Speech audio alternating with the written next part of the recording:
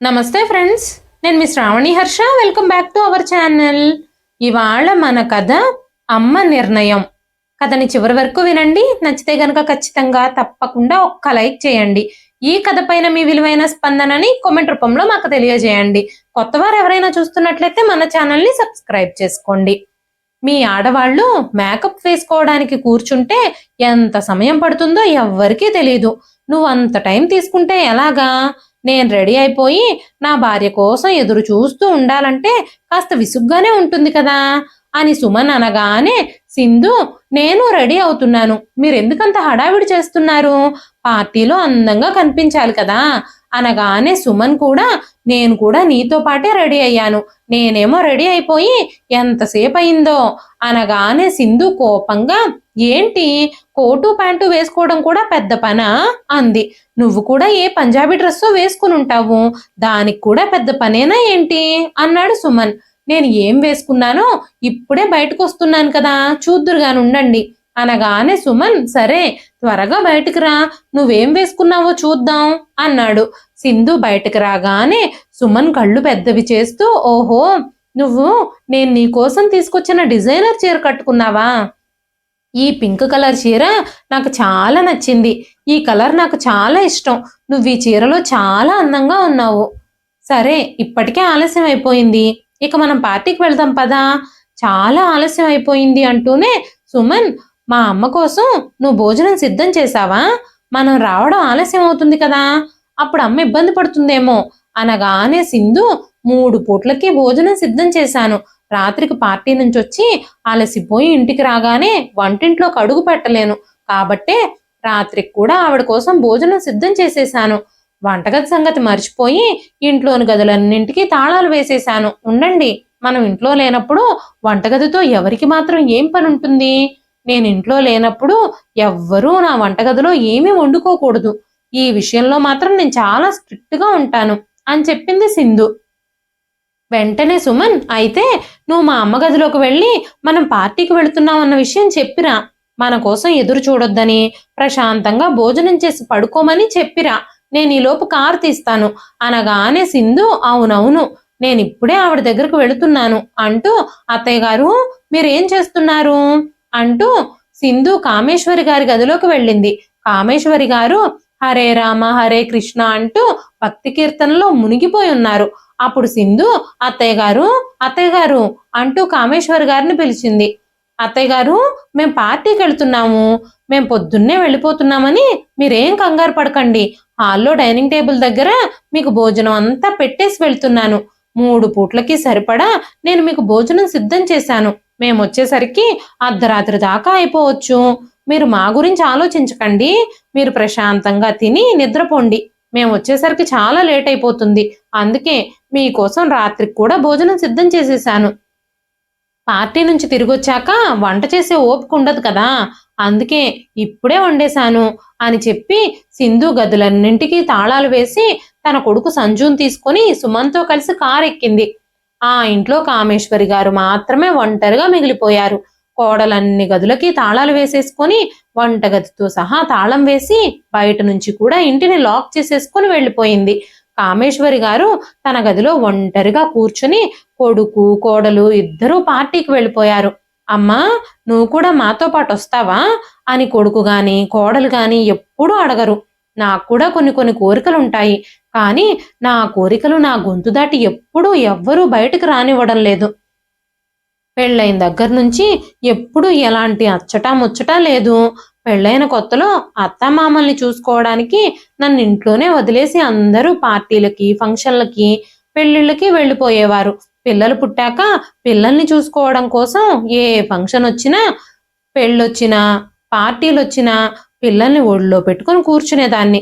కుటుంబం అంతా బయటకు వెళ్ళిపోయేవారు. నా భర్త విశ్వనాథం గారు కూడా నన్ను ఒంటరిగా ఎప్పుడూ ఎక్కడికి తీసుకెళ్లలేదు, ఆయనే తీసుకెళ్లలేదు. ఇక ఈరోజు పిల్లలు మాత్రం ఎలా తీసుకెళ్తారు? వాళ్ళని అనుకుని ఏం లాభం? భర్తే పట్టించుకోనప్పుడు భర్తను చూస్తూ పెరిగిన కొడుకు మాత్రం ఎందుకు పట్టించుకుంటాడు? బయటకు తీసుకెళ్ళకపోయినా పర్వాలేదు, కనీసం అమ్మ అనే ఒక వ్యక్తి ఇంట్లో ఉందని కూడా వాడు పట్టించుకోడు.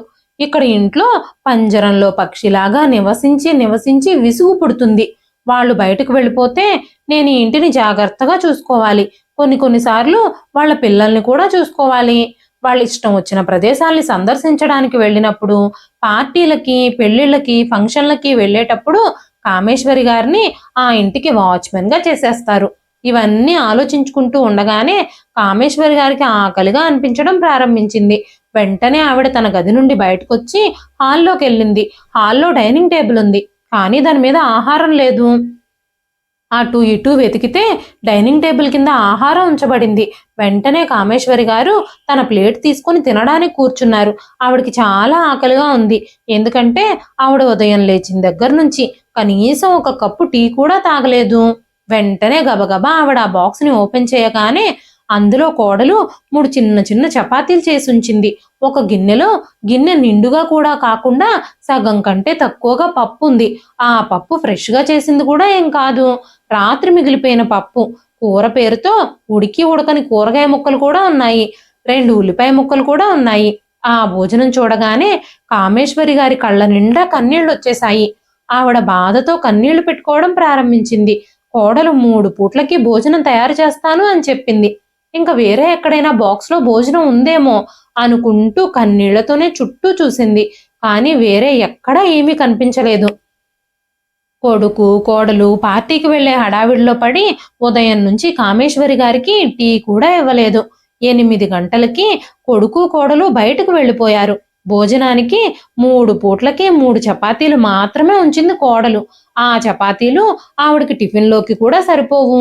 ఇప్పుడున్న ఆకలికి అవన్నీ తినేస్తే మధ్యాహ్నం సాయంత్రం ఖాళీ కడుపుతోనే ఉండాలి. కాసేపటి తర్వాత తింటే మధ్యాహ్నం భోజనంగానైనా పడుంటాయి అని చెప్పి కామేశ్వరి గారు ప్లేటు భోజనము అక్కడే పెట్టేసి కనీసం కిచెన్లోకి వెళ్ళి ఒక కప్పు టీ అయినా చేసుకుని తాగుదాం అనుకుంటూ ఆమె కిచెన్లోకి వెళ్ళడం ప్రారంభించింది. కిచెన్ దగ్గరకు వెళ్ళగానే వంటగదికి తాళం వేసింది. ఇంట్లో మిగిలిన అన్ని గదులు కూడా తాళాలు వేసేసి ఉన్నాయి. ఉదయం నుంచి టీ కూడా తాగకపోవడం వల్ల కామేశ్వరి గారికి చాలా తలనొప్పిగా అనిపించింది. కోడలు కావాలనే వంటగదికి తాళం వేసి వెళ్ళింది. కామేశ్వరి గారు వంటగదిలోకి వెళ్ళి తన కోసం ఏదైనా చేసుకుని తింటారేమోనని కోడలు అలా చేసింది. ఎలాగోలాగా ఎవరైనా ఒక కప్పు టీ ఇస్తారేమోనని ఆవిడ అనుకుంది. కానీ కనీసం బయటకు వెళ్ళడానికైనా పక్కింటి వాళ్ళనో ఎదురింటి వాళ్ళనో టీ అడగడానికైనా కూడా వీల్లేదు. కొడుకు కోడలు ఆవిడ్ని ఇంట్లో పెట్టి బయట తాళాలు వేసేశారు. ఇక చేసేదేం లేక ఆవిడ హాల్లో అక్కడక్కడే తిరుగుతూ ఉంది. ఆవిడలా తిరుగుతూ ఆలోచించుకుంటూ ఉండగా గతంలో జరిగిన కొన్ని సంఘటనలు గుర్తుకొచ్చాయి. ఒకసారి సింధు ఏదో పండగ రోజున తన పుట్టింటికి వెడుతూ ఇలాగే ఈ రోజులాగానే 2 చపాతీలు కాస్త పప్పు ఉడకబెట్టి కామేశ్వరి గారికి ఇచ్చేసి వెళ్ళిపోయింది. ఈ పూటకి మీరు ఈ భోజనం తినేయండి, నేను సాయంత్రం వరకు మా ఇంటికి వెళుతున్నాను అనగానే కామేశ్వరి గారు, అమ్మా సింధు, నేను మాత్రం ఒంటరిగా ఇక్కడ ఏం చేస్తాను, నేను కూడా నీతో పాటు మీ ఇంటికి వస్తాను అనగానే సింధు, అక్కడ మా అమ్మా నాన్నలు ఉన్నారు, అది నాకు పుట్టిల్లు కాబట్టి నేను వెళ్తున్నాను, మీరెవరి కోసం వస్తారు, అక్కడ మీకు ఎవరున్నారని వస్తారు, మీరు ఏమీ రావాల్సిన అవసరం ఏం లేదు, నేను పెట్టింది తిని సాయంత్రం వరకు మీ గదిలో కూర్చోండి అని చెప్పి సింధు గబ్బగబా వెళ్ళిపోయింది. కామేశ్వరి గారికి ఆ చపాతీలు పప్పు తినాలని అనిపించలేదు. అప్పుడు వెంటనే ఆవిడ వంటగదిలోకి వెళ్ళి వంటగదిలో బంగాళాదుంపలు కనిపించగానే బంగాళాదుంపల కూర రెడీ చేసి ఉల్లిపాయలు టమాటాలు తాలింపులో వేసి మళ్ళీ కోడలిచ్చిన ఆ పప్పుని తాలింపు పెట్టుకుంది. ఆ తర్వాత కొంచెం బియ్యం తీసి అన్నం వండుకొని ఒక 5 అప్పడాలు కూడా వేయించుకున్నారు. చాలా కాలం తర్వాత కామేశ్వరి గారు చాలా తృప్తిగా మనసుకు నచ్చిన విధంగా ఆవిడ భోజనం చేస్తున్నారు. చాలా నెలల తర్వాత తన గొంతులో ఆహారం తేలిగ్గా దిగింది. ఆవిడ కడుపు నిండా భోజనం చేసి ప్రశాంతంగా వెళ్ళి తన గదిలో కూర్చున్నారు. తన గదిలో కూర్చొని ఆలోచించుకుంటూ ఉండగానే అప్పుడే కోడలు వంటగదిలో ఉన్న పాత్రలన్నీ శుభ్రం చేసేయమని చెప్పిన విషయం గుర్తుకొచ్చింది. గబగబా వంటగదిలోకి వెళ్ళి పాత్రలన్నీ శుభ్రం చేసేసి ఆవిడ వంట చేసుకున్నప్పుడు కట్ చేసిన కూరగాయ వ్యర్థాలన్నింటినీ కోడలొచ్చి చూస్తే గొడవ చేసేస్తుందని వాటినన్నింటినీ శుభ్రం చేసేసింది. కోడలికి అనుమానం రాకూడదని ఆ తొక్కలన్నింటినీ బాల్కనీలో నుంచి రోడ్డు మీదకి విసిరేసింది. వంటగదిలో తను ఏదో చేసుకుని తిన్నది అన్న అనుమానం రాకుండా వంటగది మొత్తం క్లీన్ చేసేసింది. ఏ ఆధారాలు లేకుండా, కనీసం వాసన కూడా రాకుండా వంటగదిని నీట్‌గా చేసేసింది. ఆ తరువాత ఆవిడ తన గదిలోకి వెళ్ళిపోయింది. సాయంత్రం కోడలు తన తల్లిదండ్రుల ఇంటి నుంచి రాగానే నేరుగా వంటగదిలోకి వెళ్ళి తను అన్నీ చూసుకుంటూ ఒక్కసారిగా అత్తగారి గదిలోకి వెళ్ళి కామేశ్వరి గారి మీద అరుస్తూ, "అత్తయ్య గారు, మీరు వంటగదిలో ఏమైనా సిద్ధం చేశారా?"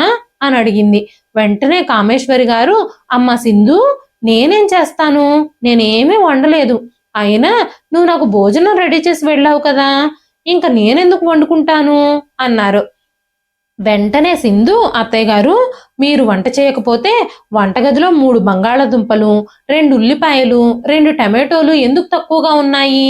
అనగానే కామేశ్వరి గారు, "తక్కువగా ఉన్నాయని నీకెలా తెలిసింది?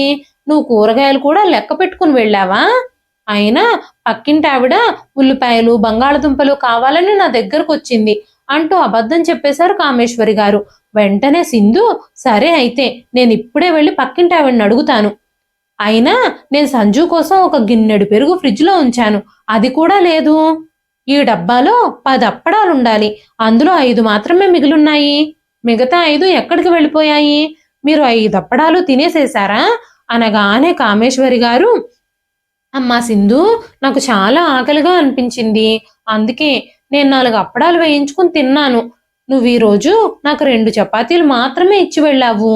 ఆ 2 చపాతీలకి నా కడుపు ఎక్కడ నిండుతుంది" అని చెప్పారు కామేశ్వరి గారు. నిజానికి కోడలు సింధు తన ఇంటికి వెళ్ళినప్పుడు కామేశ్వరి గారి స్నేహితురాలు ఆవిడని కలవడానికొచ్చారు. ఇంట్లో మాట్లాడడానికి ఎవ్వరూ లేరు. ఖాళీగా గోడల్ని చూస్తూ కూర్చోవడమే. అలా కూర్చోలేక ఆవిడ తన స్నేహితురాల్ని పిలిచింది. తన స్నేహితురాలు కూడా వచ్చినప్పుడు తన స్నేహితురాలికి కూడా తనతో పాటు భోజనం పెట్టింది. కానీ కోడలు మాత్రం అత్తగారు మాత్రమే అదంతా తినేశారని భావించింది. అప్పుడు కామేశ్వరి గారు కోడలితో, "అమ్మా సింధు, నువ్వు వెళ్ళాక నా స్నేహితులొచ్చారు. వాళ్లతో కలిసి నేను భోజనం చేశాను" అని చెప్పాలనుకున్నారు. కానీ కోడలికి కోపం వస్తుందేమోనని మౌనంగా ఉండిపోయారు. ఈ వయసులో, ఇంత వృద్ధాప్యంలో ఎవరైనా ఇంత తిండి తింటారా? మీరు తేలికపాటి ఆహారం ఎందుకు తీసుకోకూడదు? ఇంత తినడం వల్ల మీ ఆరోగ్యం ఏమైనా పాడైపోతే మీ ఖర్చులన్నింటినీ ఎవరు భరిస్తారు? ఇక నుంచి నా పర్మిషన్ లేకుండా వంటగదిలోకి అస్సలు వెళ్ళొద్దు. మీరు వంటగదిలో ఏదైనా చెయ్యాలనుకుంటే ముందు నన్ను అడగండి. నేను సరే అంటేనే చెయ్యండి. నన్ను అడగకుండా గనక వంటగదిలోకి వెళ్ళి ఏదైనా చేసినట్టుంటే నాకంటే హీనంగా ఎవ్వరూ ఉండరు. పక్కింటి ఆంటీకి ఉల్లిపాయలు, టమాటాలు ఇంకెప్పుడైనా ఇస్తే మీకు అస్సలు బావుండదు. ఇచ్చే ముందు ఒక్కసారి ఆలోచించండి. టమాటో ధరలు, ఉల్లిపాయ ధరలు ఎంత పెరిగాయి? ఈ విషయాలన్నీ గుర్తుపెట్టుకోండి. నేను వెంటనే సుమన్‌కి చెప్తాను వంటగదికి డోర్ పెట్టించమని. ఎక్కడికైనా వెళ్ళేటప్పుడు నేను తాళం వేసుకుని వెళతాను. అస్సలు గోలుండదు. నా వెనకాల కిచెన్‌లోకి వెళ్ళి ఎవ్వరూ తమ ఇష్టం వచ్చినట్టు వండుకొని తినకుండా ఉంటారు. అప్పుడు నాకే డబ్బులు ఖర్చవ్వకుండా ఉంటాయి" అని గొనుక్కుంటూ వెళ్ళిపోయింది సింధు. అప్పుడే సుమన్‌తో చెప్పేసి వంటగదికి డోర్ కూడా పెట్టించేసింది. అప్పట్నుంచి కోడలు ఎక్కడికైనా వెళ్ళినప్పుడల్లా వంటగదికి తాళాలు వేసుకుని వెళ్ళేది. ఈ రోజు కూడా అలాగే సింధు వంటగదితో పాటు ఇంట్లో ఉన్న మిగతా గదులన్నింటికీ తాళాలు వేసేసి, ఇల్లును బయట నుంచి కూడా తాళం వేసి కామేశ్వరి గారిని లోపలే ఉంచి వెళ్ళిపోయారు. కామేశ్వరి గారు తన గదిలోంచి హాల్లోకి, హాల్లోంచి గదిలోకి మాత్రమే తిరగగలరు. కొడుకుతో ఏమన్నా చెబుదామన్నా కూడా కొడుకు కోడలికే వత్తాసు పలుకుతాడు. కామేశ్వరి గారికి ఇప్పుడు ఒంటరిగా ఇంట్లో కూర్చోవడం బాధగా ఉంది. కనీసం ఆవిడకి తినడానికి ఆహారం కూడా లేదు. ఇప్పుడున్న ఆకలికి అన్నీ తినేసేస్తే రాత్రి వరకు ఇక ఆకలితోనే ఉండాలి అని ఆవిడ ఆలోచిస్తూ ఉండగానే ఆవిడ చూపు మంచం మీద ఉన్న తన మొబైల్ ఫోన్ మీద పడింది. వెంటనే కామేశ్వరి గారు, "ఈ 4 గోడల్ని చూస్తూ కూర్చునే కంటే నా స్నేహితులు ఎవరికైనా ఫోన్ చేసి మాట్లాడతాను. కాస్త నా మనసు తేలిక పడుతుంది. కాస్త రోజన్నా గడిచిపోతుంది. పదే పదే ఇంట్లో కూర్చుని 4 గోడల్ని చూస్తూ ఉంటే నాకు బోర్ కొడుతుంది" అనుకుంటూ కామేశ్వరి గారు తన స్నేహితురాలు లలితకి ఫోన్ చేశారు. కానీ ఆ ఫోన్ రింగ్ అవ్వలేదు. ఆవిడకి చాలా ఆందోళనగా అనిపించింది. ఏమైంది? లలిత ఫోన్ రింగ్ అవ్వడం లేదు. తను కూడా నాకు ఇన్ని రోజులుగా కాలే చేయలేదు. పరిమళకి ఫోన్ చేద్దాం అనుకుంటూ పరిమళ గారికి ఫోన్ చేశారు. పరిమళ గారి ఫోన్ కూడా కలవడం లేదు. ఏమైంది? నా స్నేహితులు ఎవ్వరి ఫోన్లు కలవడం లేదు. నా స్నేహితులందరూ నన్ను మర్చిపోయారా ఏమిటి? నేను లేకుండానే వాళ్ళు గుడిలో పాటలు పాడడం మొదలు పెట్టేశారా? నా సొంత కొడుకు కోడలు నన్ను ఇంట్లోనే బంధించేసేశారు. నా స్నేహితులు కూడా నన్ను మర్చిపోయారా ఏమిటి అనుకుంటూ ఆవిడ కన్నీళ్లు కారుస్తూనే ఉన్నారు.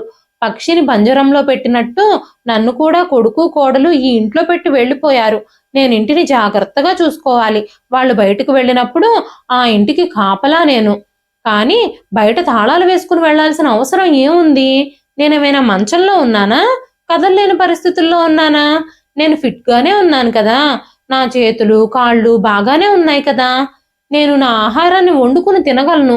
ఇంట్లోంచి ఎక్కడికైనా బయటకు వెళ్ళడానికి కూడా వీల్లేదు. పిల్లల అనుమతి తీసుకునే వెళ్ళాలి. ఇంట్లో ఎవ్వరితోనూ కనీసం మంచిగా 2 మాటలు కూడా చెప్పలేను. ఎవ్వరూ నా మాట వినరు అని ఆలోచిస్తూనే ఉన్నారు కామేశ్వరి గారు. అలా ఆలోచించుకుంటూ ఉండగానే మధ్యాహ్నం అయిపోయింది. ఆవిడ కడుపులో ఎలుకలు పరుగులెత్తడం మొదలయ్యాయి. ఇక కామేశ్వరి గారు భోజనం చేయడానికి కూర్చున్నారు. కానీ పప్పు రాత్రిది కావడం వల్ల అది కొద్దిగా పుల్లగా అయిపోయింది. కనీసం 2 బ్రెడ్ స్లైసెస్ కూడా ఇచ్చి వెళ్ళలేదు కోడలు అనుకుంటూ ఎలాగోలాగా ఆకలి బాధ తట్టుకోలేక ఆ ఆహారాన్నే తినేశారు కామేశ్వరి గారు.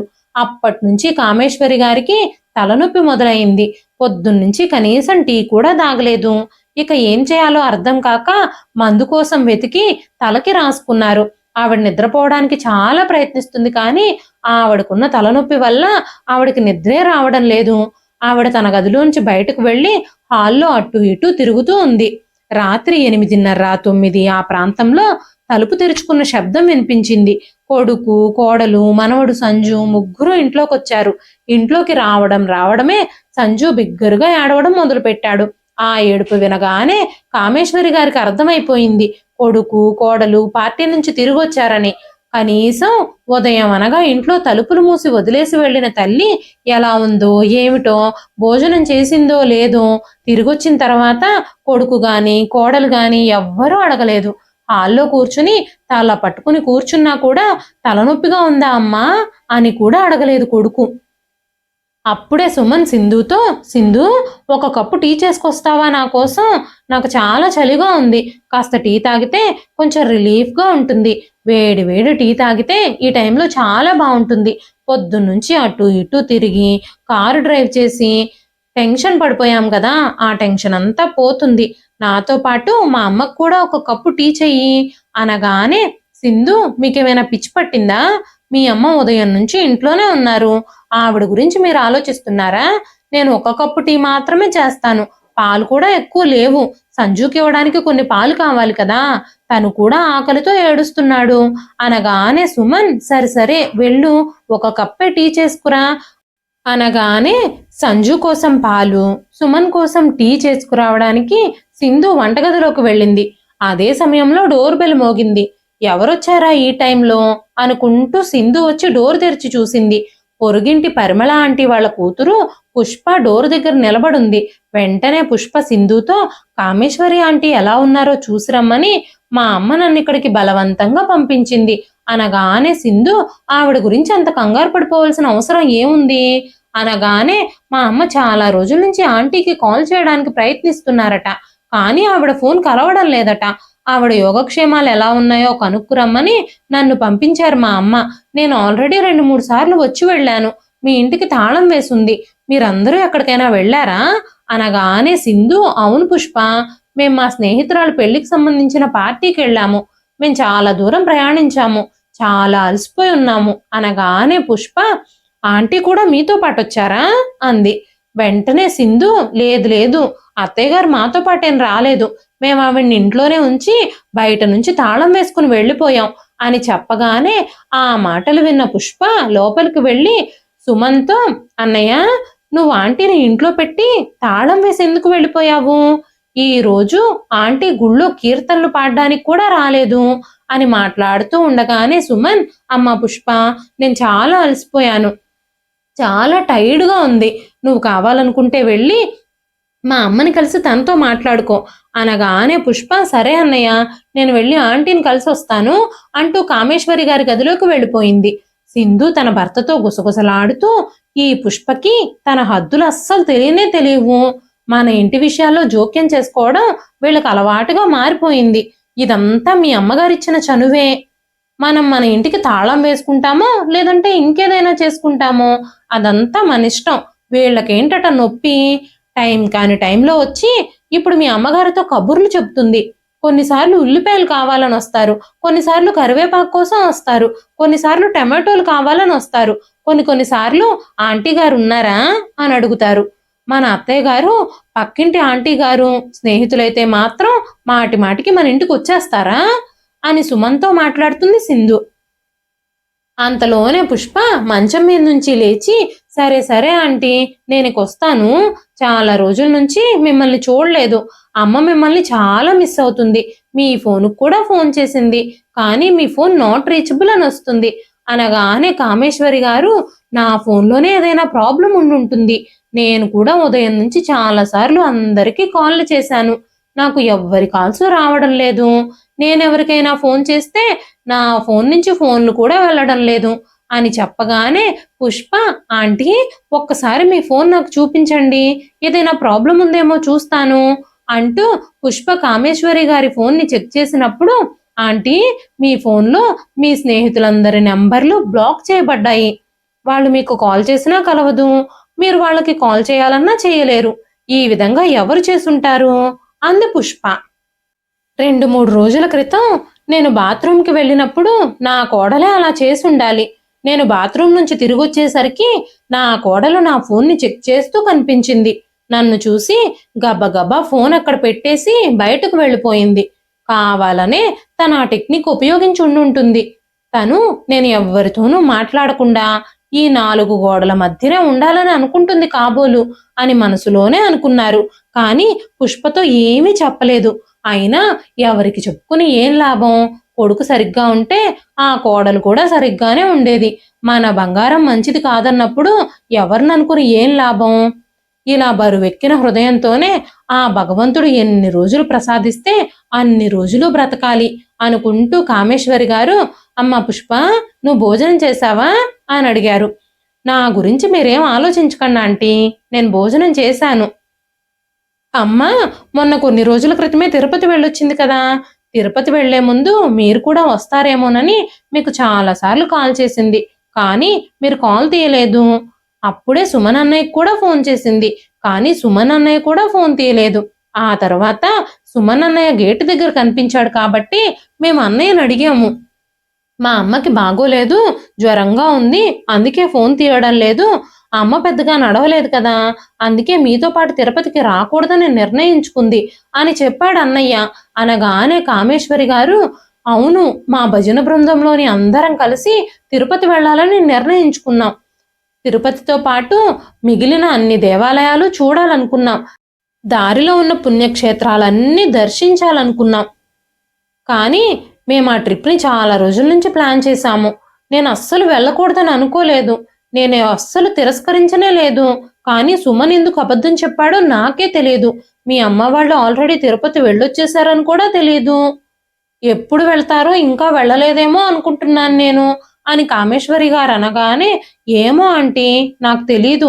అమ్మ మీకు చాలాసార్లు ఫోన్ చేసింది, మీరిక రారేమోలే అని వాళ్ళంతా వెళ్ళిపోయారు. ఇప్పుడు కూడా అంతే జరిగింది. ఇక తట్టుకోలేక నన్నే మీ దగ్గరకు వెళ్ళి చూసి రమ్మని పంపించింది. కనీసం మీరు గుడికి కూడా రావడం లేదు, బయట కూడా ఎక్కడా కనిపించడం లేదు అని పుష్ప అడగగానే కామేశ్వరి గారు మౌనంగా ఉన్నారు. ఏం చెప్పాలి ఆవిడ? కొడుకు కోడలు ఇంటికి తాళం వేసి వెళ్ళిపోయారు. ఏమైనా చెప్పిందంటే పొద్దున కల్లా ఇంట్లో అంతా గొడవ జరిగిపోతుంది. అందుకే నోరు అదుపులో పెట్టుకోవాలి. కొడుకు కోడలు నన్ను తల్లిగా కూడా అనుకోరు, ఇంటికి కాపలా కాసే వాచ్మెన్ లాగానే నన్ను భావిస్తున్నారు అని మనసులోనే అనుకున్నారు కామేశ్వరి గారు. అప్పుడు పుష్ప ఆంటీ, నేను ఇప్పుడు మీతో ఒక ముఖ్యమైన విషయం చెప్పడానికే వచ్చాను. అందరూ న్యూ ఇయర్ పార్టీని జరుపుకోవాలని డిసైడ్ చేశారట కదా మీరు, ఆ విషయం మీకు తెలుసు కదా. ఆలయంలో కీర్తన బృందాలన్నీ అయోధ్యకు వెళ్లాలని నిర్ణయించుకున్నారట. మీరు అయోధ్యలో భజన కార్యక్రమం చేస్తారా మీరు కూడా శ్రీరాముని దర్శనం చేసుకోవాలి అని అనుకుంటున్నారా అనగానే కామేశ్వరి గారు, అవునా, నేను కూడా వెళ్ళాలనే అనుకుంటున్నాను, కానీ ఎప్పుడు వెళ్తున్నారు అని అడగగానే పుష్ప, రేపు ఉదయమే బయలుదేరుతున్నారు. అక్కడి నుంచి ఇంకా చాలా దేవాలయాలు దర్శించేది ఉందట, లిస్టులో చాలా ఉన్నాయిలే, చాలా సరదాగా ఉంటుంది అనగానే కామేశ్వరి గారు, కానీ పుష్ప, నేనెలా వెళ్ళగలను? కొడుకు కోడలను అడిగితే అస్సలు ఒప్పుకోరు, టిక్కెట్కి డబ్బులు అడిగితే వాళ్ళు నన్ను మరింత ఇబ్బంది పడతారు, కొడుకు కోడలు ఇద్దరు గొడవ చేసేస్తారు అనగానే పుష్ప, ఆంటీ, మీరు దాని గురించి ఏమీ ఆలోచించకండి, మీ స్నేహితులందరూ మీకోసం టిక్కెట్కి డబ్బులు వేసుకున్నారు, ఇది ఆల్రెడీ పూర్తయిపోయింది, మీకు టిక్కెట్ కూడా బుక్ అయిపోయింది, చాలా చలిగా ఉంది కాబట్టి మీరు వెచ్చగా ఉండే బట్టలు పెట్టుకోండి, మనం చేయాల్సిందల్లా కొత్త సంవత్సరంలో స్నేహితులందరూ ఒక చోట చేరి సరదాగా గడుపుతూ మన జీవితాల్ని మనం ఆస్వాదించడమే అని చెప్పగానే ఆ మాటలు విన్న కామేశ్వరి గారు చిరునవ్వు నవ్వారు. ఆమె రోజంతా ఎంతో బాధపడింది. చాలాసేపటి తర్వాత ఆమె ముఖంలో చిన్న చిరునవ్వు కనిపించింది. పుష్ప వెళుతూ వెళుతూ, ఆంటీ, మీకోసం టిక్కెట్ కూడా బుక్ అయిపోయింది, ఈ అవకాశాన్ని మాత్రం అస్సలు వదులుకోవద్దు, మీరు బాగా ఆలోచించి రేపు పొద్దున కల్లా రెడీగా ఉండండి, తెల్లవారుజామునే బస్సు బయలుదేరుతుందట అని చెప్పింది. పుష్ప తన ఇంటికి వెళ్ళిపోయిన తర్వాత కామేశ్వరి గారు అయోధ్యకు వెళ్లే సన్నాహాల్లో మునిగిపోయారు. కొన్ని వెచ్చటి శాలువాలు, గ్లౌజులు, తనకు కావలసిన మందులు, మాత్రలు అన్ని సర్దుకున్నారు. దారి మధ్యలో తినడానికి ఏమైనా చేసుకుందామని వంటగదిలోకి వెళ్ళి లడ్డూలు, కారపూస చేద్దామని ఆవిడ ప్రారంభించగానే నెయ్యి వాసన ఇల్లంతా వ్యాపించింది. రాత్రి సంజు ఏడుపుతో ఒక్కసారిగా కోడలు నిద్రలేచింది. వంటగదిలో నుంచి వాసనలు రావడం మొదలవగానే, అత్తగారింత రాత్రిపూట కిచెన్లో ఏం చేస్తున్నారు? నిన్న రాత్రి కబ్బోర్డుకి తాళం వేయడం మర్చిపోయాను అనుకుంటూ తన భర్త సుమన్ని నిద్రలేపడానికి ప్రయత్నించింది సింధు. కానీ సుమన్ గాఢ నిద్రలో ఉన్నాడు. ఇక చేసేదేమీ లేక సింధు స్వయంగా వెళ్ళి చూసింది. అత్తయ్య గారు, మీరు ఇంత రాత్రిపూట కిచెన్లో ఏం చేస్తున్నారు? మీరు మీ బ్యాగులన్నీ ఎందుకు సర్దుకుని ఉన్నారు అని అడగగానే కామేశ్వరి గారు, అమ్మ సింధు, మన దేవాలయంలో భక్తి కీర్తనలు పాడే బృందం అంతా కలిసి అయోధ్యకు బయలుదేరుతున్నాం, నేను కూడా వాళ్ళలో ఉన్నాను, అందుకే పుష్ప చెప్పడానికి వచ్చింది, నేను ఈ స్వీట్లు, స్నాక్స్ మధ్యలో తినడానికి చేసుకుంటున్నాను, మేమందరం రేపు ఉదయాన్నే బయలుదేరతాం అని చెప్పగానే సింధు కోపంగా, అత్తయ్య గారు, మీరు మతుండే మాట్లాడుతున్నారా? మేమేమీ మాట్లాడడం లేదు కదా అని మీరు మీ ఇష్టం వచ్చింది చేస్తారా అంటూ అత్తా కోడలిద్దరూ గొడవలు పడుతూ ఉండగానే కొడుకు సుమన్ కూడా లేచి హాల్లోకి వచ్చాడు. మీరిద్దరూ ఇంత పొద్దున్నే ఎందుకు గొడవ చేస్తున్నారు అనగానే సింధు, మీ అమ్మగారు వంటగదిలో నెయ్యి మొత్తం ఖాళీ చేసేశారు, మీ అమ్మగారు అయోధ్యకు వెళుతున్నారట, కనీసం మనల్ని అడగను కూడా అడగలేదు, మనం ఈ రోజు రాత్రి 10 గంటలకి మన చుట్టాల పెళ్లికి వెళ్ళాలనుకున్నాం కదా, మీరు ఆల్రెడీ టికెట్లు కూడా బుక్ చేసేశారు, ఇప్పుడు ఇంట్లో ఎవ్వరూ లేకుండా మీరు ఇలా ఎలా వెళ్ళిపోతారు? కనీసం మాతో చర్చించాలని కూడా అనిపించలేదా అనగానే కామేశ్వరి గారు కోపంగా, ఏం మాట్లాడుతున్నారు మీరిద్దరూ? నేను ఎక్కడికైనా వెళ్ళాలంటే మీ పర్మిషన్ తీసుకోవాలా? మీరెక్కడికైనా వెళ్ళేటప్పుడు కనీసం నాకు చెప్పనైనా చెప్తున్నారా? కోడలు వారం రోజుల పాటు ఎక్కడికైనా వెళ్ళిపోతుంది, కనీసం నాకు మాట మాత్రం కూడా చెప్పకుండా నన్ను ఇంట్లో పెట్టి మీరు నన్ను ఇక్కడే వదిలేసి వెళ్ళిపోతారు, తాళాలు కూడా వేసేసుకుంటారు, కానీ మీ తల్లి మాత్రం బయటకు వెళ్ళకూడదా? నేను బయటకు వెళితే చాలు భజన బృందంలో కోడలు గురించి మాట్లాడుతున్నానని ఆరోపణలు చేస్తున్నారు నా మీద, ఇంట్లోనే ఉదయం నుంచి రాత్రి వరకు కూర్చున్నా కనీసం మీ ఇద్దరిలో ఎవరో ఒక్కరు కూడా నాతో మాట్లాడడానికి రారు, ఈ ముసల్ది బతికుందా చచ్చిపోయిందా అని ఎవ్వరూ పట్టించుకోరు, 3 పూటలకి 3 రొట్టెలు నా మొహాన కొట్టి మీరు పార్టీలకి, ఫంక్షన్లకి, రెస్టారెంట్లకి వెళ్ళిపోతారు, నేను మాత్రం ఈ ఇంటిని చూసుకోవాలి, మీరు బయటంతా తిరిగేసి వస్తారు, ఏ ఒక్క రోజు కూడా నన్ను మీతో పాటు రమ్మని మీరు అడగనే అడగరు, ముసలి తల్లిదండ్రులు వృద్ధాప్యంలో ఇంటిని చూసుకోవడానికి మాత్రమే పనికొస్తారా? వాళ్ళకి కోరికలు ఉండకూడదా? వృద్ధాప్యంలో బయటకు వెళ్ళాలి, తినాలి, తిరగాలి అనే ఆసక్తి ఉండకూడదా? సుమన్, నువ్వు నా కోసం ఏం అడిగినా నా దగ్గర డబ్బులు లేవు, నాకు నీకు డబ్బులు ఇవ్వలేను అని చెప్పేస్తావు, నా ఖర్చులకి అసలు ఎంత అవుతుందని? మీరు ఎక్కడికైనా వెళ్ళాలంటే ఫ్లైట్లలో వెళతారు, నేను వెళ్ళేది బస్సులోనే కదా, మీ ఫ్లైట్ ఛార్జీలు కనిపించవు కానీ నా బస్సు ఛార్జీలు మాత్రం కనబడతాయి మీకు, కనీసం నన్ను ఈ ఇంటి సమీపంలో ఉన్న స్థానిక దేవాలయానికి కూడా తీసుకెళ్లరు మీరు అనగానే సుమన్, అమ్మా బయట ఎంత చలిగా ఉందో తెలుసా? ఇంత చలిలో నువ్వు బయటకు వెళితే నీ ఆరోగ్యం పాడైపోతుంది అనగానే, నా ఆరోగ్యం పాడవుతుందని మీరు సాకులు చెప్పాల్సిన అవసరం ఏం లేదు. నాకు మందుల కోసం డబ్బులు ఖర్చు చేయాల్సి వస్తుందని మీరు ఎప్పుడూ ఆలోచిస్తూనే ఉంటారు. దాన్ని సాకుగా చూపించి నీ కొడుకును చూసుకోవడానికి నన్ను పర్మనెంట్ ఆయాగా మీరు మార్చేశారు. మీరిష్టం వచ్చినట్టు పార్టీలకి ఫంక్షన్లకి తిరుగుతూ ఉంటే మీ కొడుకును మాత్రం నేను ఆయాలాగా ఇంట్లోనే ఉండి చూసుకోవాలి. మీరు నాకు డబ్బులు ఇవ్వకూడదు అనుకుంటే ఇవ్వకండి, సమస్యే లేదు. నేను ఆల్రెడీ ఒక నిర్ణయం తీసేసుకున్నాను. ఈ ఇల్లు నా తల్లిదండ్రులది, అంటే మీ తాతగారిది, మీ నాన్నది కూడా కాదు.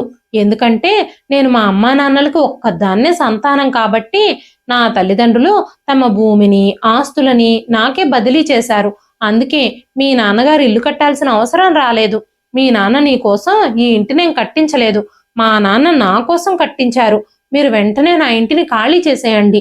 నేను ఈ ఇంటిని అద్దెకిచ్చుకుంటాను. కనీసం అద్దెకున్న వాళ్ళతోనైనా నేను ప్రశాంతంగా జీవించగలుగుతాను. నాకు కిట్టి పార్టీలంటే ఇష్టం ఉండదు. నేను అనవసరంగా షాపింగులు చెయ్యను. పెద్ద పెద్ద రెస్టారెంట్లలో తినడానికి కూడా నేను ఇష్టపడను. నేను నా కొంతమంది స్నేహితులతో మాత్రమే మాట్లాడతాను. అది కూడా మీ దృష్టిలో తప్పే. నా ఫోన్లో నా స్నేహితుల నెంబర్లన్నీ బ్లాక్ చేసేసింది నా కోడలు. నేను మౌనంగా గదిలో ఉన్నా మీరెవ్వరూ మాట్లాడడానికి నా దగ్గరికి రారు. ఇక నేను నా కొడుకు కోడలితో ఈ ఇంట్లో ఉండి లాభం ఏమిటి? నా కొడుకు కోడలితో కలిసి ఈ ఇంట్లో ఉన్నా సరే నేను ఒంటరిగానే ఉంటున్నాను. అందుకే ఇక నుంచి నేను మీతో కలిసి జీవించాలి అని అనుకోవడం లేదు. మీరిద్దరూ ఇప్పుడే నా ఇంట్లోంచి వెళ్ళిపోండి. మీ ఇష్టం వచ్చినట్టు మీ ఇష్టం వచ్చిన గదులకి నా అనుమతి లేకుండా తాళాలు వేసేస్తున్నారు. నా ఇంట్లో నా మీద మీ అధికారాన్ని నేను తట్టుకోలేకపోతున్నాను అంటూ కామేశ్వరి గారు ఘాటుగా సమాధానం ఇవ్వడం చూసి కొడుకు కోడలి అహంకారం మొత్తం అణిగిపోయింది. సిగ్గుతో తలదించుకొని ఇద్దరూ తల్లి కాళ్ల మీద పడ్డారు. వెంటనే సుమన్, అమ్మా నువ్వు ఎక్కడికి వెళ్ళాలనుకుంటే అక్కడికి వెళ్ళు, ఏది చెయ్యాలనుకుంటే అది చెయ్యి, నీకు కావలసిన వాళ్ళతో మాట్లాడు. నీ ఫోన్ని మేము ఎప్పుడూ చెక్ చేయము, ఎవ్వరి నెంబర్లు బ్లాక్ చేయము. నీ ఇష్ట ప్రకారం నువ్వు చేసుకో, నీ ఇష్ట ప్రకారమే నువ్వు జీవించు. నువ్వు ఎక్కడికి వెళ్ళాలనుకుంటే అక్కడికి నువ్వు నీ ఇష్టం వచ్చినట్టు వెళ్ళొచ్చు. నీ ఏటీఎం కార్డు కూడా నువ్వే తీసుకో, నేను అందులో డబ్బులు ఉంచుతాను. నీ ఇష్ట ప్రకారమే నువ్వు ఖర్చు పెట్టుకో. నీ విషయంలో మేమేమీ జోక్యం చేసుకోము, కానీ మమ్మల్ని ఇంట్లోనే ఉండనివ్వు అని ప్రాధేయపడుతూ ఉంటే కామేశ్వరి గారు కొడుకు కోడలితో, లేదు బాబు, నేను నిర్ణయం తీసేసుకున్నాను. నేను మీ మాటలు నమ్మి మీలో మార్పు వచ్చిందని మిమ్మల్ని మళ్ళీ నమ్మాలని అనుకోవడం లేదు. ఈ ఇంటి నుంచి వెళ్ళిపోవాల్సి వస్తుందని మీరు నాకు ఇన్ని ఆఫర్లు ఇస్తున్నారు, కానీ మీ ఆఫర్లు ఏవీ నాకు అవసరం లేదు. మీరు నాకు ఆఫర్లు ఇచ్చినా ఇవ్వకపోయినా ఇక నుంచి నా ఇష్ట ప్రకారమే నేను బ్రతకాలనుకుంటున్నాను. నేను అయోధ్యకు వెళ్ళి తిరిగి వచ్చేలోపు మీరు నా ఇంటిని ఖాళీ చేసేయండి. ఈ రోజు తర్వాత నేను మీ ఇద్దరి మొహాలు చూడాలని కూడా అనుకోవడం లేదు అని గట్టిగా చెప్పేశారు కామేశ్వరి గారు. అదే సమయంలో తలుపు కొట్టిన శబ్దం వినిపించింది. రా కామేశ్వరి, మనకి లేట్ అయిపోతుంది అంటూ పరిమళ గారు, జానకి గారు, గంగ, లలిత గారు నిలబడున్నారు. త్వరగా రా కామేశ్వరి, మనం అయోధ్యకి లేట్ అయిపోతున్నాము, బస్ టైం అయిపోతుంది అంటూ నవ్వుతూ చెప్పారు వాళ్ళందరూ. మన అయోధ్య ప్లాను మీ సొంత ఇంట్లో అందరికీ గుణపాఠంగా మారింది. నువ్వు చేసింది కరెక్టే. నేను నీకు చాలా కాలంగా చెప్తున్నాను, నీకి నీ చేతిలోనే పెట్టుకోమని. కొడుకు కోడలికి కీలు బొమ్మగా ఉండొద్దు అని నేను ఎన్నిసార్లు చెప్పినా నువ్వు పట్టించుకోలేదు. ఈ రోజు నువ్వు చేసింది సరైన పనే అంటూ పరిమళ గారు కామేశ్వరి గారిని కౌగిలించుకున్నారు. స్నేహితులందరూ కలిసి బస్సులో అయోధ్యకు బయలుదేరారు. ఇక నుంచి కామేశ్వరి గారు ఇంటి 4 గోడల మధ్య బందీ అవ్వాల్సిన అవసరం లేదు. ఆవిడకి ఇప్పుడే స్వతంత్రం లభించినట్టు అనిపించింది. అయోధ్య నుంచి తిరిగొచ్చాక కామేశ్వరి గారు ఆ ఇంటి మొత్తాన్ని అద్దెకిచ్చి తనకి కావలసిన భాగం ఉంచుకొని ఆ అద్దె డబ్బులతో తనకి నచ్చిన పని చేసుకుంటూ ప్రశాంతంగా గడుపుతున్నారు. ఆవిడ ఎక్కడికి వెళ్ళాలంటే అక్కడికి వెళుతూ ఏది కావాలంటే అది తింటూ వృద్ధాప్యాన్ని సంతోషంగా జీవిస్తున్నారు. ఇదండి ఈ రోజు కథ. ఈ కథ మీకు ఎలా అనిపించింది? కథ నచ్చితే ఒక్క లైక్ చేయండి. ఈ కథ పైన మీ విలువైన స్పందనని కామెంట్ రూపంలో మాకు తెలియజేయండి. మరెన్నో ఇలాంటి ఇంట్రెస్టింగ్ కథల కోసం మన ఛానల్ని సబ్స్క్రైబ్ చేసుకోండి.